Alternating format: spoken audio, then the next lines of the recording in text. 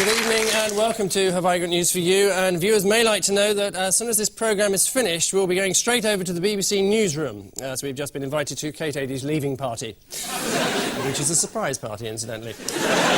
In the news this week, as the Middle East conflict escalates, animal psychologists report a worrying development at Jerusalem Zoo.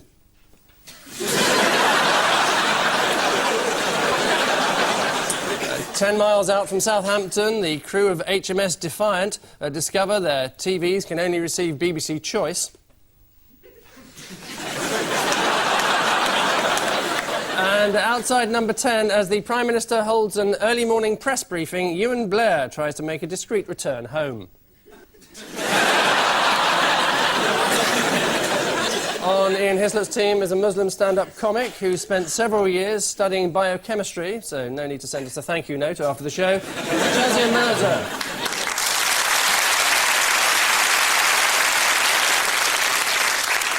And with Paul Merton tonight is a journalist and Tory MP who described the Conservatives as the funkiest, most jiving party on earth.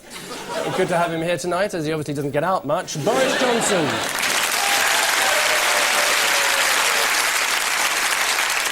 Round one has never exactly set the world alight, unlike the first question. Ian and Shazia. It's a plane. Some people who might have come out of it. It's my dad. Oh, there's my dad. And that's a cricketer. Not Pakistani. No. Too busy fighting for the Taliban. Yes, I'm glad you said that. What's Blair's mission been this week? To be humiliated in as many capital cities as possible.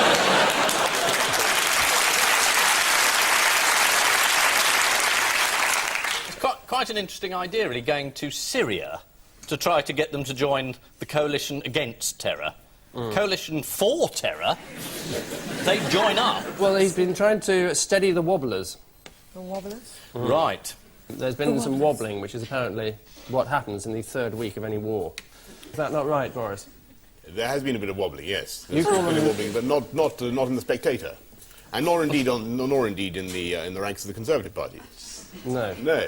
You I haven't thought Duncan Smith had a wobble this week. No, there was the Conservative. Well, the Conservative Party remains foursquare behind the policy of blowing up the Taliban, trying to remove. It's not a frivolous matter, and trying to remove Osama bin Laden's Al Qaeda network. I think the question we're asking is simply how are we going to do it. Most people think it's perplexing that we haven't yet ousted the Taliban. They're worried that we're not going to. But the fact is, it's going to be a tough one. We've got to stick with it. So I think a lot of people would agree with that, wouldn't they?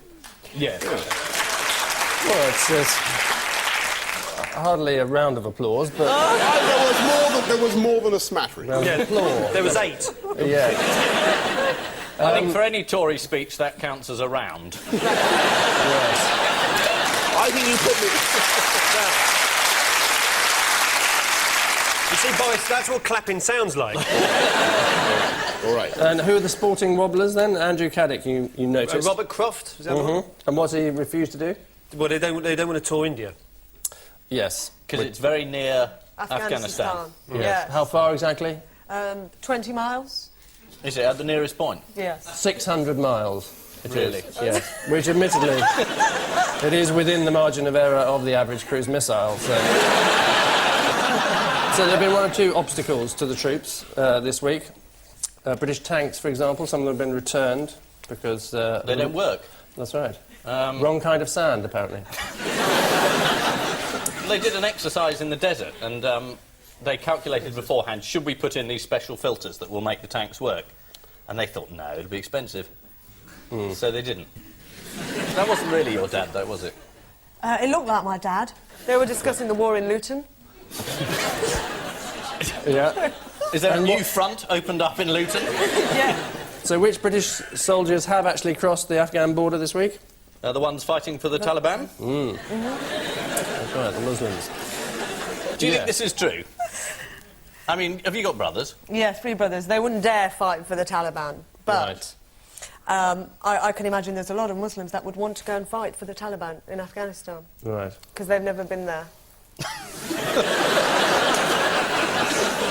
I think they prefer Afghanistan to the kibbutz. Right. It's a sort of gap year thing, isn't Yeah, it, really? So it is week 4 of the War on Terror, or more particularly the week of the Wobble. In an effort to clarify the situation regarding cluster bombs, a special US broadcast assured Afghan civilians all bombs will explode when they hit the ground. But in some circumstances, some of the bombs will not explode. Let's hope it lost something in the translation. Paul and Boris, your question's academic. OK, this is some university of some kind. That's a river with a punt. Here are some students, presumably, having a good time, drinking nice cold Guinness. That's about it, isn't it? There's slightly more to it than that. Really? Yes. Is it important? Not really. Let's move on, then. OK. There have been complaints, that's what's important about Complaints? it. Yes. There was a professor who complained that students were drinking too much? Mm-hmm. He's just noticed this, but this is what students do. Well, and more specifically, there have been excesses of drunken, naked girls running across college lawns. An excess? How many is too much? So they're stopping the women from drinking. It's the women that they're particularly worried about, Where's it that? seems. Taliban College, Cambridge? St Cat's, isn't it? St Cat's, Cambridge, Yeah. yes, Yeah. that's Is that right. his name, St Cat's? St Catherine's. Oh, I see. It's one of those shorthand things, is it? Like Maudlin. In fact, the Daily Mail showed us some students having a rip-roaring time. Oh, they're so pissed you can't see their faces. They've gone all blurry. They're pixelated. Well, I can see that from the amount of drinking. And who's the famous old boy of St Cat's, Cambridge? It's Jeremy Paxman. It is. Yeah. Yeah. He's a mate of yours, isn't he? He is. Well, no, up to a point. I mean, up to a point. That sounded like a wobble. I wouldn't want to presume to... he's a very, very good chap. He, in fact, he appears in a book I've written, which, quite by an extraordinary coincidence, I have.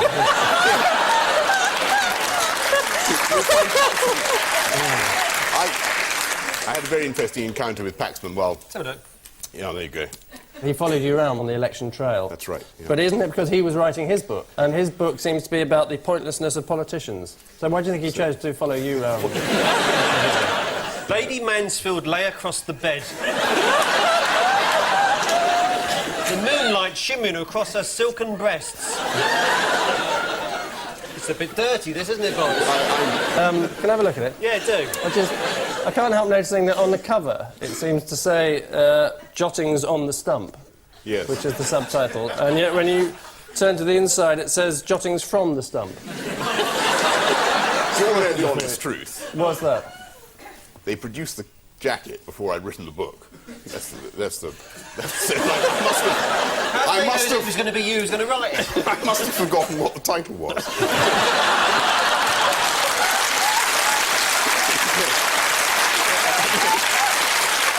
I suppose at some stage we ought to get back to the original question. It is the Dean of St Catherine's College, Cambridge, complaining about his undergraduates' drunkenness and bad behaviour. A senior tutor at St Catherine's told The Guardian one female got so drunk that there was vomit all around the toilet area. He obviously was too embarrassed to say genitals. The Telegraph reported a number of incidents of bad behaviour amongst students, including rudeness to cleaners and serving staff, or last year's graduates as they're known. Ian and Shazia, a wit-free headline for you. Unbelievable. I think someone thought that an advert using the word Hun about the Germans was unacceptable. And the advertising standards authority said it's OK to call the Germans Huns. Yes. And previously in the week they'd said it's OK to call them crowds. And they said it was all right to call the Pakistanis Pakis. Did they say that as well? Yeah. Well, you use the expression Paki in your act, don't you? Yeah, I think it's quite funny. The more you use it, the more it goes away. Right. There's another serious point on this program. That's 2 in 187 shows. Well, I mean, it's, you know, you can sort of see... Important point. You can see the sort of terror or prejudice. The antidote to that is humour and comedy, you know. That is, I mean, God help us tonight. But... It's always a good idea to analyse what you're doing.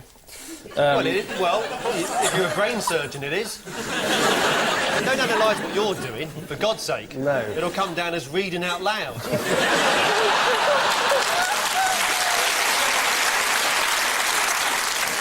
I wish. Oh, I'm sorry.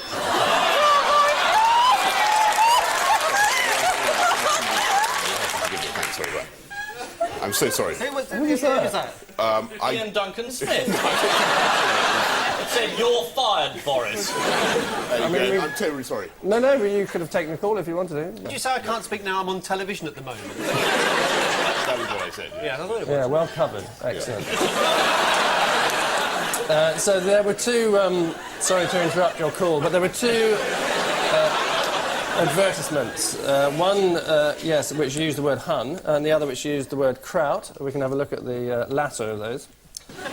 It was ironic because it was for a German product. Although the Germans calling themselves as Kraut. Is that the yes. point? How have the Mirror reacted? The Mirror were furious, because that's usually what they do, is the Hun and Kraut jokes. So they wrote a very serious editorial about how this was disgraceful. The Mirror actually said, we disagree and will not be using this obviously offensive term to describe our German friends. This is from the people who brought you Achtung, Surrender. Fritz, yes, Fritz.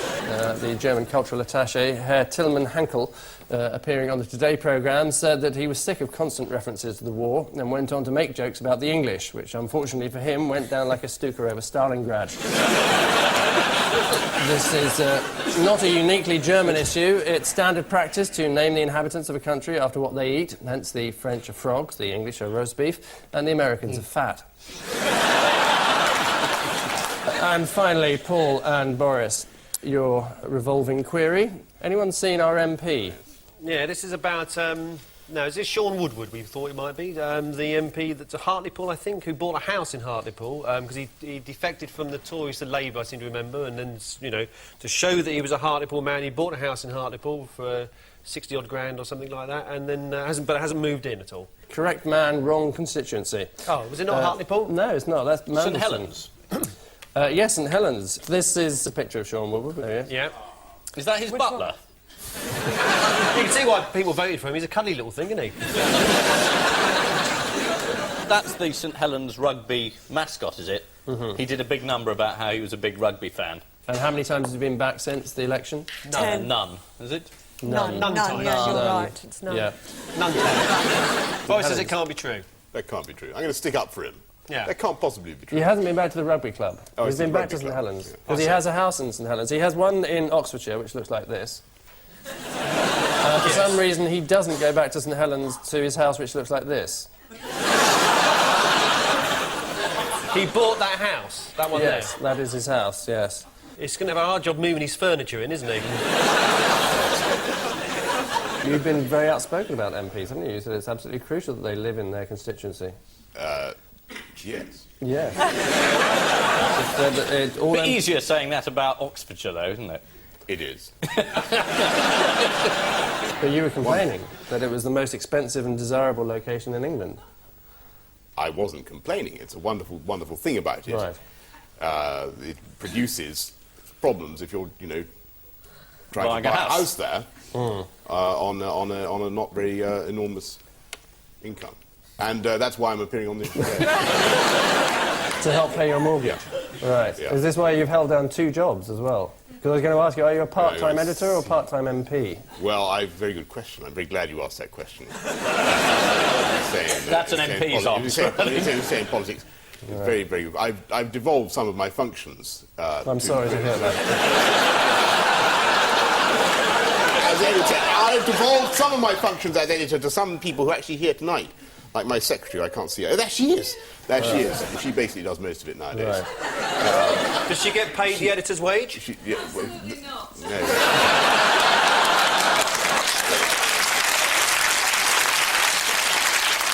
So what rare distinction does Sean Woodward revel in? Well, he defected.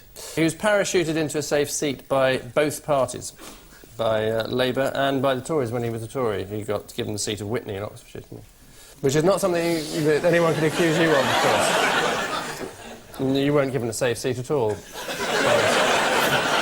must have been a nightmare trying to persuade people who live in Henley upon Thames. We don't have to talk to people like that. I wasn't given a safe seat. No, not at all. No. What, Henley? I wasn't. There's no such thing as a safe Tory seat. No, well, absolutely, no, there certainly isn't. And I intend to fight Henry extremely hard over the next 4 years. What happened to the majority that Heseltine had? Did you gain or did you go down a bit? I'm afraid to say that the majority fell. I held exactly the same share of the vote as Michael Heseltine. So there you go. Do you think one of your problems might have been the election leaflets that you published, complaining of Labour's deteriorating pubic services?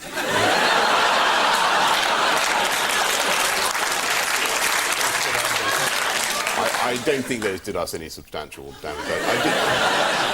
It is the revelation that Sean Woodward has yet to move into his terraced house in St Helens, preferring to represent his constituents from his £4 million house in London, or his £5 million house in Oxfordshire.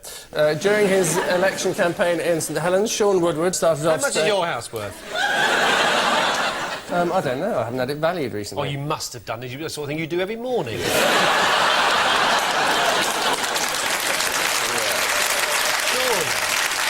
Why would I get it valued unless I was going to sell it? Just to know. Hand on heart, I've never had it valued. All right, then I'll offer you 20 quid for it. And I can't say fairer than that. Cash in hand, I can move in Monday. What he doesn't realise is I only paid 10 for it. So, yes, I accept. OK. Now, that's legally binding. Lawyers are watching this show. I'll put 20 quid. Who's got 20? Have you got 20 quid? I'll make it up to you, Boris. You've got 20 quid. No, so I'll give you 20 quid. Oh, no, Boris has got 20 quid. Here we Now, are. get it from your secretary. Yeah.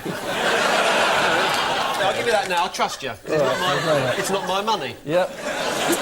Excellent. Thank God I bought that toy house the other day. I want that back, by the way.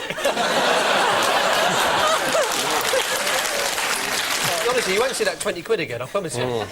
Well, I have to reclaim it from you, I'm afraid. I was merely the go-between. What transaction has happened here? Have I just bought your house? Yes. You bought his house. It's a nice house, I tell you. You make a bit of a profit on it. Which is a bit of a scandal, because you're supposed to live in South Oxfordshire. So, at this early stage of the conflict, unlike an American cruise missile, both teams are bang on target with 4 points each.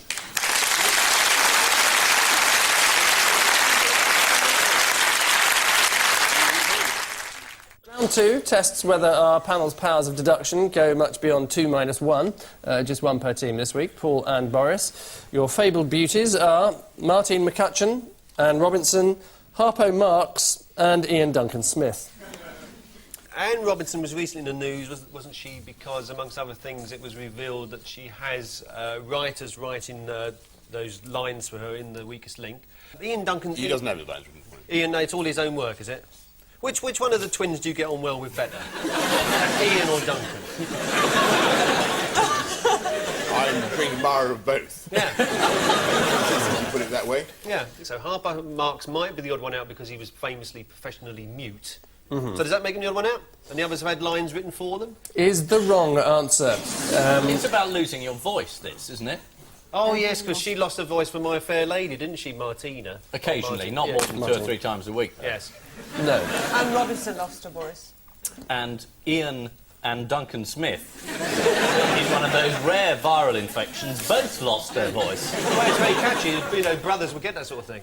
It's something that actually Martine does every night, if you know the plot of what she's in at the moment. Elocution. Elocution lessons, yes. Very good. Oh, Ian Duncan Smith's had elocution lessons that make him sound less like a twit. Yes, which means... Would you ever do that, Boris?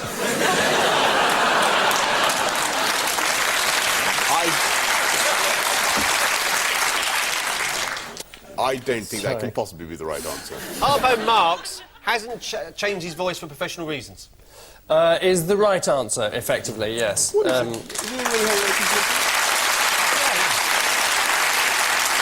what did Duncan Smith have done to his voice? This is an amazing allegation. Well, according to a Tory source, he had elocution lessons.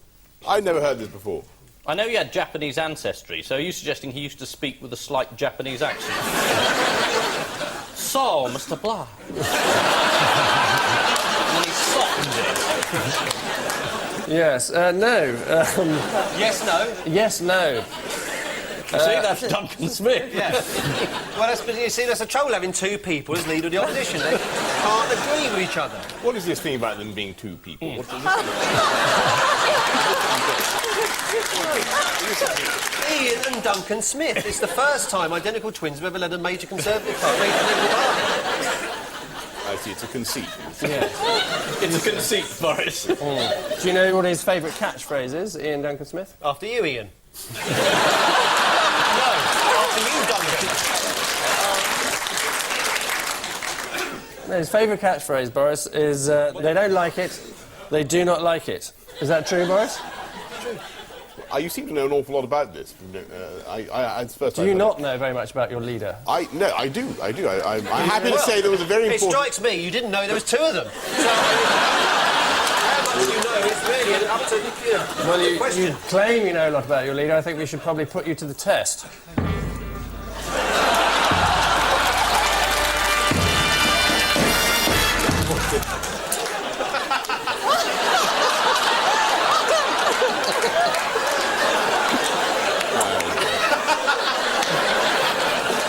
Your name, please? Is it your specialist subject? My name's Boris Johnson. No, it is in fact Alexander Boris de Pfeffel Johnson. Isn't it? It is. Yeah. And your occupation, Alexander Boris de Pfeffel Johnson? I'm a member of Parliament. Well, we'll gloss over that one. Your specialist subject is Ian Duncan Smith, whether you like it or not, and your time starts now. What is Ian Duncan Smith? Do I have to do this? Yes. What is Ian I've never seen this on this show before.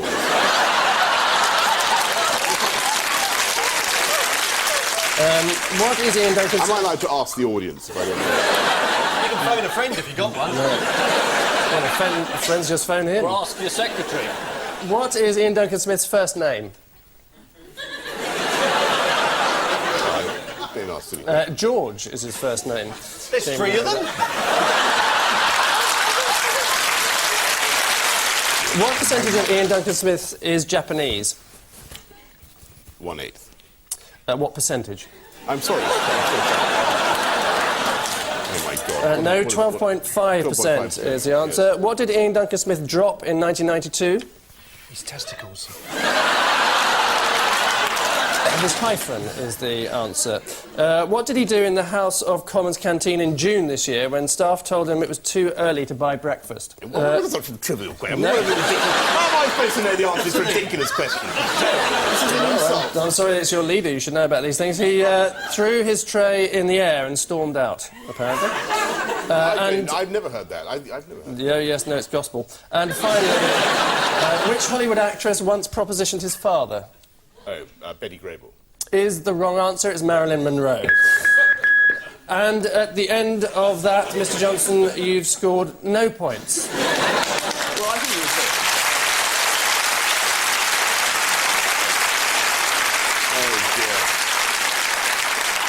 was They probably won't use that. I don't think they will. No, they won't. No, but that'll be cut out. Yeah, absolutely. There's no entertainment value in that. Moving on. And finally, Ian, Shazia, your ageing old cronies are Michael Heseltine, Jerry Adams, Donald Rumsfeld and Michael Jackson. Michael Jackson, he's in Purdah. Is this to do with releasing a single? That sounds dangerously modern, Ian. They've all released a single, apart from Michael Jackson. Have they all released a video? A video. What was Michael Heseltine's latest video? Fitness video. Tarzan 3.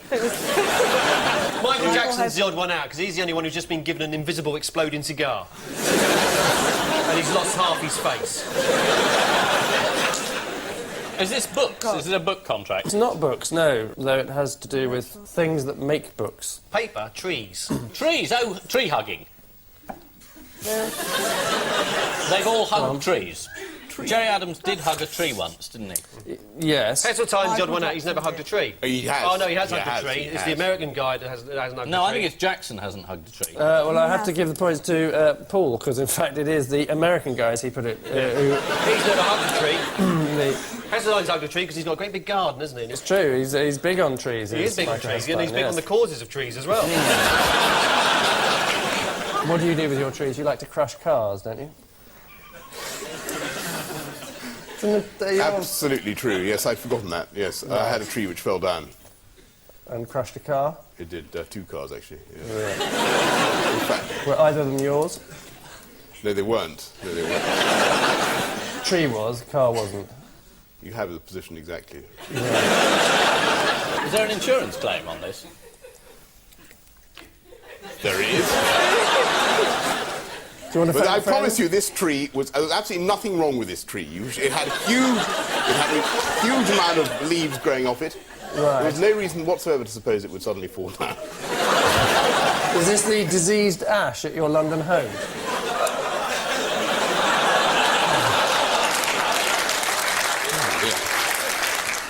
And Donald Rumsfeld, why is he the odd one out? Because he doesn't hug trees. He doesn't like them. Rumsfeld has bombed a lot of trees. He likes to chainsaw them on his hacienda in New Mexico. For any particular reason? Relaxation. The answer is yes, that they all love trees, except Donald Rumsfeld. Michael Jackson is a keen tree climber, despite the inherent danger. In one incident, he suffered a broken nose when he slipped and it fell out of his pocket. Since Boris Johnson won Michael Heseltine's old parliamentary seat, many comparisons have been made between the two. Michael Heseltine has a shock of blonde hair, like Boris. Michael Heseltine was a magazine editor, like Boris. And Michael Heseltine was a towering presence in British politics. So at the end of that round, it's Ian and Shazia, who look destined for the chop, trailing as they do 8-4.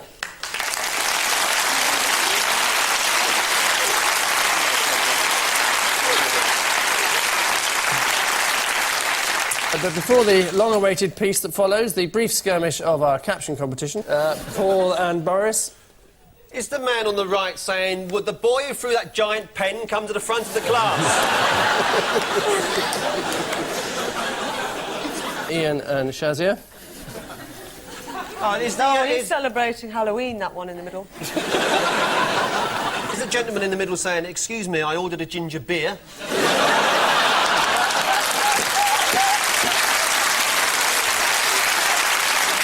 On which respectful note, we say thank you to our panellists, Ian Hislop and Shazia Mirza, Paul Merton and Boris Johnson. And I leave you with news that in Afghanistan there's evidence that the Taliban may be beginning to lose their grip, as for the first time in years the Miss Kabul contest goes ahead. Unaware that the incident is being captured on film, a client issues last-minute instructions to an underworld hitman.